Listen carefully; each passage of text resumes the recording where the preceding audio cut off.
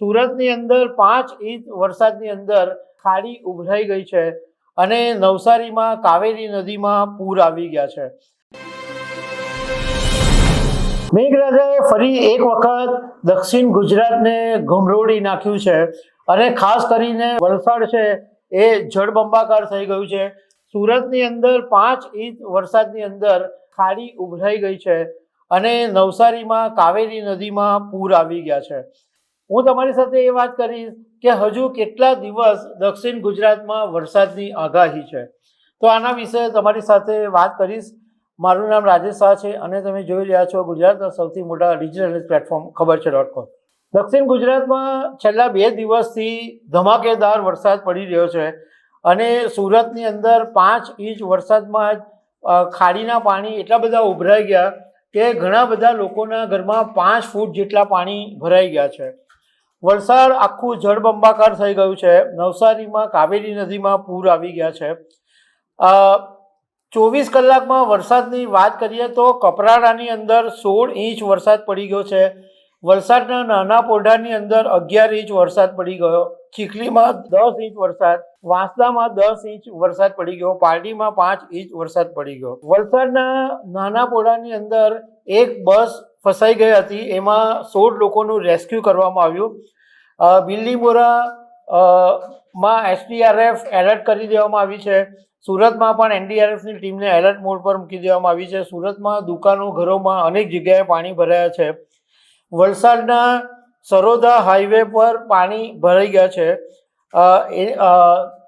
ભારે વરસાદને કારણે મુંબઈ તરફ જતી સયાજી નગરી એક્સપ્રેસને આજે રદ કરી દેવામાં આવી છે અને અમદાવાદ તરફ જતી ઘણી બધી ટ્રેનો 1.5 થી 2 કલાક જેટલી લેટ ચાલી રહી છે.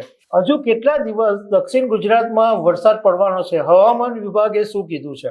હવામાન વિભાગે કીધું છે કે 22 જુલાઈ આજે જે એરિયામાં રેડ એલર્ટ છે એમાં નવસારી, ડાંગ, વલસાડ, દમણ, દાદરાનગર હવેલી, સુરત આટલા વિસ્તારોની અંદર આજે 22મીએ પણ રેડ એલર્ટ છે અને તાપી, ડાંગ, નર્મદા, છોટાઉદેપુર, દાહોદ, પંચમહાલ, મહીસાગર, અરવલ્લી જેવા વિસ્તારોની અંદર ઓરેન્જ એલર્ટ છે.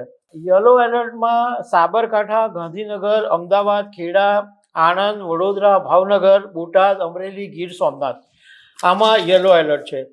23મી તારીખે માત્ર મહીસાગર, પંચમહાલ અને દાહોદમાં રેડ એલર્ટ છે, જ્યારે છોટાઉદેપુર, વડોદરા, પંચમહાલ, નર્મદા, તાપી, ડાંગ, નવસારી, દમણ, દાદરાનગર હવેલીમાં ઓરેન્જ એલર્ટ છે અને સુરત, ભરૂચ, આણંદ, અમદાવાદ, ભાવનગર, બોટાદ, સુરેન્દ્રનગર અને અમરેલીમાં યલો એલર્ટ છે.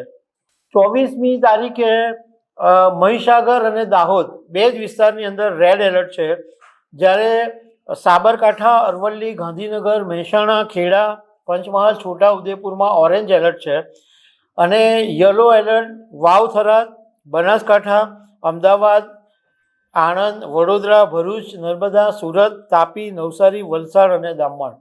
એટલે 24 તારીખ સુધી દક્ષિણ ગુજરાતના વિસ્તારોમાં ભારે વરસાદ પડવાનો છે.